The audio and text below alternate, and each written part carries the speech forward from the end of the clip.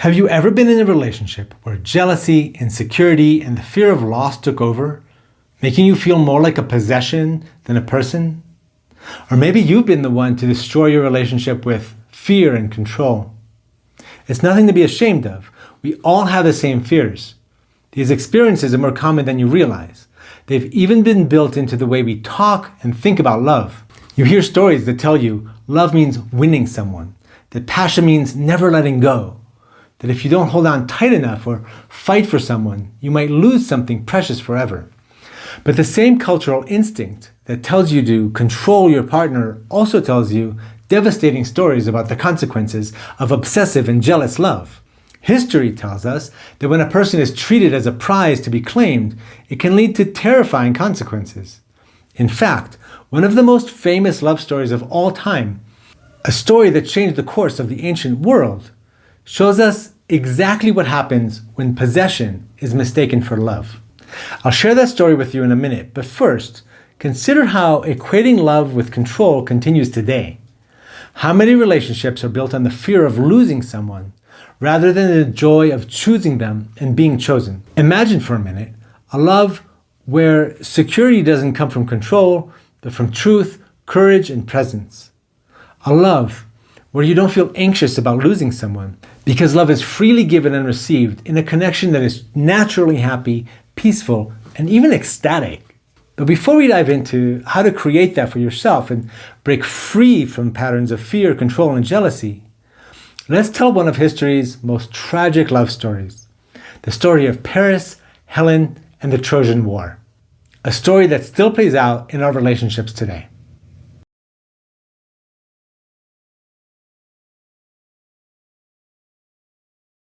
The tale of Paris and Helen is one of the most famous love stories in Greek history, but is also one of the most tragic. Paris was a prince of Troy. According to the myth, when Paris was born, it was foretold that he would be the cause of the downfall of Troy. In an attempt to prevent this prophecy from coming true, his parents, true to tragic Greek form, left him to die on a mountainside. However, Paris was found and raised by shepherds, growing up unaware of his royal lineage. Years later, Paris returned to Troy and was recognized as the lost prince. He was then chosen by the gods to judge a beauty contest between three goddesses, Hera, Athena, and Aphrodite. Each goddess offered Paris a bribe in exchange for his favor. Hera promised him power, Athena offered wisdom, and Aphrodite tempted him with the most beautiful woman in the world. Paris, tempted by Aphrodite's offer, awarded her the prize, declaring her the fairest of the goddesses.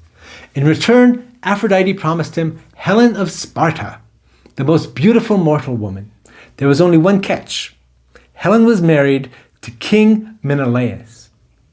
But Paris, undeterred, traveled to Sparta, where Helen, swayed by either love or a desire for adventure, left her husband and home to flee with Paris to Troy. The escape of Paris and Helen sparked outrage, and Menelaus, humiliated and furious, started the infamous Trojan War, a 10-year conflict that resulted in the destruction of Troy, the death of thousands, and immense suffering on both sides. In the end, Paris's insecure and obsessive desire to possess Helen as a trophy, Helen's choice to leave her life behind, and Menelaus's pride led to immense destruction. Paris was eventually killed in the war, and Helen was taken back to Sparta by Menelaus, her fate no longer her own. Now take a moment to reflect on your own life. Recall a time in your life where you, like Helen or Paris, grappled with feelings of desire and possession in a relationship, even in subtle ways. How did these dynamics impact your connection with yourself and others? Can you see echoes of Helen and Paris' story in your own experience? You can answer these questions now, or at the end of the video, you can check out the description where I've listed all the reflection questions and action steps for this lesson.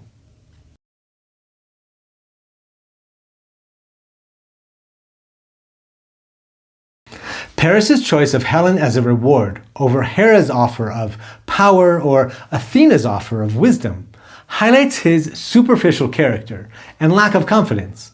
Rather than choosing the path of becoming a great king or a wise person, Paris opts for the immediate gratification of possessing something beautiful to fuel his own ego. This decision reveals his deep-seated insecurities, which likely stem from his early life experiences of abandonment and betrayal by his parents. Feeling unwanted and ugly himself, he probably felt that possessing the most beautiful woman in the world would make him feel whole again. Later on in this video, we'll have a deeper discussion about the root causes of possessiveness and jealousy in relationship and how to cope. Right now, let's dive a bit deeper into Helen's side and her search for freedom. Helen's actions in this story reflected the desire for freedom and adventure. Her traditional female role left her disempowered and dependent on her husband for protection and status. Helen's decision to leave Menelaus for Paris can be seen as an attempt to reclaim her autonomy. This is often seen in long-term relationships, when a person feels bored and craves the excitement of new connections, often leading to an abandonment of their relationship in pursuit of pleasure and passion. So while Paris's actions are driven by a clear desire for possession, Helen's decision reflects a deeper longing for excitement, being desired, and for taking control over her own destiny. And whether you think it's justified that people leave long-term committed relationships for more exciting ones or not, the fact is there's a good way and a bad way to do it. In the context of modern relationships, running off with a lover without fair warning and process probably isn't the best way to do it. The problem of boredom isn't limited to long-term commitments, however. It also extends to the modern tendency towards short-lived connections and the phenomenon of ghosting. These actions are rooted in the same desire to avoid discomfort and seek instant gratification, often at the expense of deeper, more meaningful connections. We'll cover this topic more in depth in lessons 4 and 6. For now, take a minute to consider your past actions. Think of a time when you made a one-sided decision in a relationship without true openness with your partner. What drove you to do that? How did it shape the outcome of the connection? And what would you do differently looking back at it now?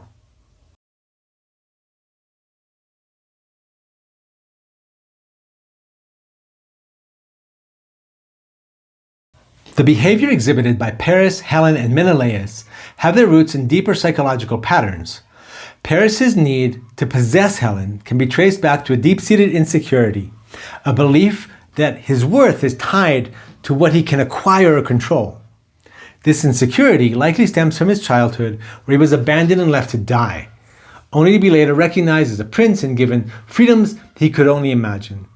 His early experiences may have instilled in him a fear of losing what he values, leading to a compulsive need to possess and control.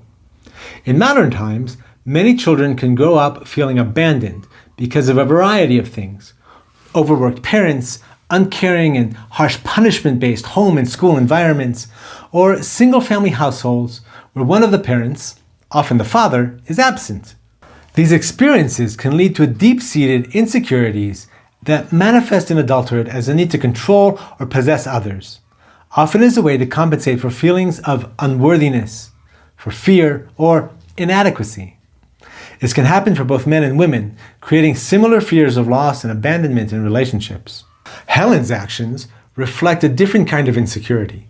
Her desire to escape her life in Sparta suggests a lack of self-worth and agency. Like many modern men and women, Helen may have felt trapped in her role as a queen and wife, leading her to seek validation and excitement in the arms of another. Her choice, however, wasn't rooted in true self-empowerment, but in a desire to flee her circumstances, ultimately leading to greater suffering. Helen's behavior may also stem from a deeper fear of stagnation and the loss of her identity within her marriage. Raised to be an object of desire and a symbol of beauty, Helen might have internalized the belief that her value was tied solely to her attractiveness and the attention she could command. This could have led to a pattern of seeking new sources of validation whenever her current situation felt confining or when her sense of worth was threatened. Helen's plight may resonate with you if you were raised to believe that your only value lies in fulfilling a traditional role as a wife or husband.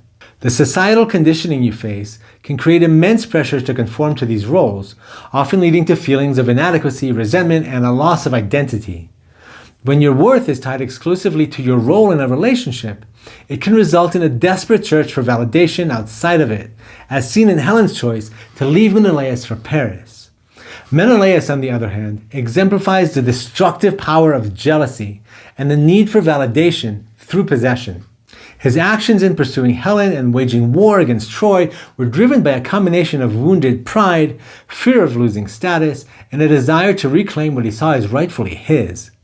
This need for validation through his wife's beauty and loyalty led to immense suffering and loss, not just to himself, but also for countless others. Jealousy, when left unchecked, can become a profoundly destructive force in relationships, leading not only to emotional turmoil, but also to atrocious acts of violence. Menelaus' jealousy drove him to initiate a war that resulted in devastation, illustrating how the fear of losing someone or something you value can lead to abusive behaviors, possessiveness, and even violence against loved ones or others who are perceived as threats. Paris, Helen, and Menelaus all struggled with issues of control, insecurity, jealousy, and a fear of loss, which led to unbalanced and unhealthy dynamics. By recognizing these patterns, you can begin to address the underlying psychology at work and move towards building more balanced, reciprocal relationships. Now consider these questions. 1. How have societal expectations, past experiences, or deep-seated insecurities shaped your approach to relationships? 2. In what ways have these factors influenced your behavior, either through seeking validation, controlling others, or reacting out of jealousy? 3. How can you begin to untangle these influences and create healthier, more balanced connections moving forward?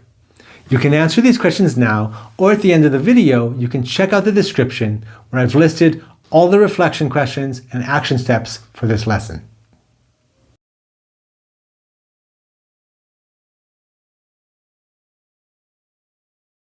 Both Paris and Helen suffered from deep wounds, and in seeking out each other, they were likely driven by a form of trauma bonding, a connection based on shared pain and a desire to find security through each other, rather than a relationship rooted in mutual growth and respect. Trauma bonding occurs when individuals form attachments based on shared experiences of pain, fear, or insecurity. These bonds are often intense and passionate, but they are also volatile and rooted in unresolved wounds from the past. Instead of fostering mutual growth, these relationships tend to reinforce negative patterns as each person looks to the other to heal their inner wounds. This dynamic can lead to cycles of dependency, control, and conflict as both partners struggle to find security and validation in each other. Healing from these patterns requires deep, intentional work. It involves recognizing and addressing the underlying wounds of helplessness and abandonment, often rooted in childhood experiences where one didn't feel supported, valued, or safe. By exploring these emotions, you can begin to shift your value system, rewriting your ideals about what a relationship is, what it can provide, and what it can't. All that said, it's also essential to recognize that desire and even a certain level of possession can play a healthy role in relationships. The feeling that you belong to someone and that they belong to you can bring a deep sense of safety, calm, and security. Knowing that you are important to someone, that they choose you above others, helps to stabilize the emotional foundation of a relationship and build a real partnership. The key is to strike a balance where desire and the sense of belonging don't stem from fear, insecurity, or the need for control, but rather from a place of authentic connection, conscious agreement, respect, and mature love. Initially, in relationships, the honeymoon phase is marked by heightened desire, passion, and often a need to be constantly with each other. There's an intoxicating sense of belonging, as if the relationship fulfills all your needs. But as time passes, this intensity fades and couples fall into routines and predictable roles. They can start taking each other for granted, which leads to stagnation and a lack of desire. One of the challenges in long-term relationships is maintaining desire and magnetism while also nurturing the sense of emotional safety and stability. When partners don't give each other space to have separate lives, desire often diminishes. Desire often thrives in the presence of mystery, autonomy, and freedom. Couples need time apart to reconnect with their own identities, interests, and communities. Unlike the possessive, fear-driven love of Paris or the escapism of Helen, when partners understand that they can exist independently and thrive individually, but still choose to be together, the sense of possession transforms from fear-based control into a source of comfort and security. Every relationship is unique. There aren't any universal rules for how much time partners should spend together or apart, or how much desire and independence should coexist in a relationship. This uniqueness means that every aspect of a relationship requires presence and authenticity. Both partners need to stay in tune with themselves and the relationship in the moment, constantly assessing what's needed to keep it alive and thriving. We'll dive deeper into this aspect of relationship in Lesson 5. For now, consider these reflection questions about your current or past relationships. 1. Reflect on how desire and a sense of belonging have played out in your past or current relationships. Have you experienced the balance between closeness and independence, or have you encountered challenges such as control, boredom, or taking each other for granted? 2.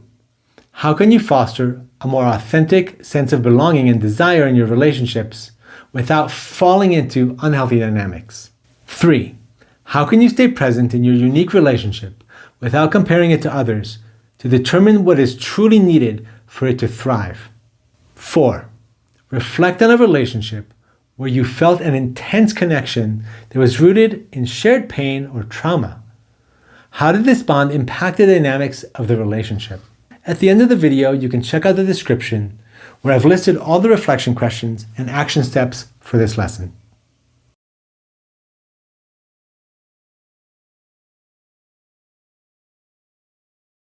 Controlling behavior doesn't always present itself as overt dominance or aggression.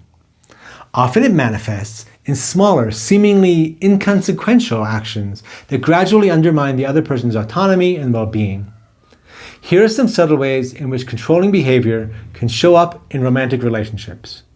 1. Monitoring phone use. Regularly checking their partner's phone, text, or social media without permission. 2. Dictating appearance. Insisting on what their partner should wear or how they should groom themselves. 3. Isolation from friends and family. Discouraging or forbidding their partner from spending time with friends or family. 4. Constantly checking in. Requiring their partner to regularly update them on their whereabouts or who they are with. 5. Limiting personal time. Making the partner feel guilty for wanting time alone or engaging in hobbies. 6. Decision making. Always insisting on making decisions for the couple without considering their partner's opinions or desires. 7. Criticizing small actions. Frequently pointing out and criticizing minor mistakes or perceived flaws in their partner's behavior. 8. Jealousy over interactions. Becoming upset or jealous when their partner interacts with others, even in innocent contexts. 9. Financial control. Restricting access to money or demanding an account of every expense. 10. Undermining confidence. Subtly belittling their partner's abilities, decisions, or self-worth, often disguised as advice or concern. 11. Setting unrealistic expectations. Imposing high standards or expectations that are difficult for their partner to meet. 12. Withholding affection. Using affection as a reward for good behavior or withdrawing it as punishment. 13. Overemphasizing loyalty. Frequently questioning their partner's loyalty or commitment, even without cause. 14. Interfering with work or education. Discouraging their partner from pursuing career or educational opportunities that might lead to independence. 15. Micromanaging daily activities.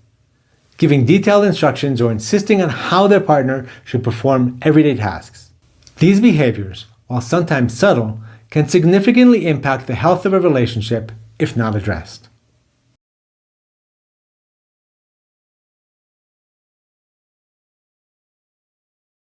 Now let's take a moment to understand the roots of controlling behavior. Controlling behaviors in a relationship often stem from deep-seated fear and insecurities. Understanding these underlying reasons can provide insight into why a partner might exhibit such behaviors, or indeed, why they show up in you. Number 1, fear of abandonment. A deep-seated fear of being left alone can drive a person to exert control over their partner, to keep them close and prevent them from leaving. 2, low self-esteem. Individuals who lack confidence in their own worth may try to control their partner as a way to feel more secure in the relationship. 3, past trauma. People who have experienced betrayal, rejection, or trauma in past relationships may try to prevent these experiences from recurring by controlling their current partner's actions. 4, desire for predictability. Some individuals find comfort in predictability and may control their partner to maintain a sense of order and security in their life. 5, insecurity and jealousy. Feelings of inadequacy or fear that their partner might find someone else can lead to controlling behavior as a misguided attempt to safeguard their relationship. 6, cultural or familial conditioning. Sometimes controlling behaviors are learned from family dynamics or cultural norms that emphasize power and control in relationships. 7, belief in a right way. Some people grow up with a belief that there is a right way to do things, especially when this is modeled by their parents. They may try to control their partner's behavior based on the belief that their way is the correct way, even when there are often multiple valid approaches to a situation. 8, learning by punishment and manipulation. Many individuals grow up in environments where punishment and manipulation are used as tools for behavior management. This can instill a belief that control, rather than mutual respect and understanding, is the way to maintain relationships. When children are frequently punished or manipulated to conform to expectations, they may internalize these tactics and later replicate them in their adult relationships, often without realizing it. This learned behavior can manifest as a need to manipulate or punish their partner to ensure compliance, reflecting a distorted view of how relationships should function. In this brief closing section, I'll offer you 3 action steps that you can take from here. If you'd like to see more, a full list of actions and reflection prompts is in the description. In addition to the action steps and prompts, I also highly recommend practicing the guided visualization for this lesson. It is pre-recorded and available in this playlist. The visualization helps you change yourself at the unconscious level, helping you develop new automated thoughts and processes that help you build healthier and more reciprocal relationships. Now, here are the 3 action steps that you can take this week. 1, identify and release control.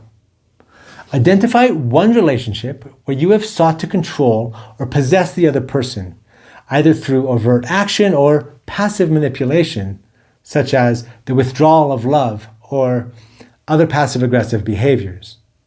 Make a conscious effort to release that need and observe how it affects your interactions. 2, write a self-worth letter. Write a letter to yourself affirming your worth independent of others' opinions. Highlight your strengths and the values that make you who you are. Keep this letter as a reminder of your inherent worth. 3, challenge a childhood belief. Identify a belief or behavior rooted in your childhood that no longer serves you in your adult relationships. Take one step today to challenge or change that pattern. Now take a moment to recognize the growth you've already started by engaging with this lesson. You've explored how control, jealousy, and possessiveness are often rooted in insecurity and fear, and how these emotions, left unchecked, can distort love and turn it into something destructive. Through the story of Paris, Helen, and Menelaus, you've seen how mistaking love for possession leads to suffering, conflict, and loss. But now, you have the awareness to choose a different path. Real love isn't about possession, control, or fear. It's about freedom, trust, and conscious choice. A healthy relationship isn't built on clinging or grasping. It thrives when both partners feel secure enough to love freely without coercion or control. When you release the need to control and instead trust in the connection you're building, You allow love to be what it is meant to be, something expansive, nourishing, and truly joyful. Now, take this knowledge and begin integrating it into your own life.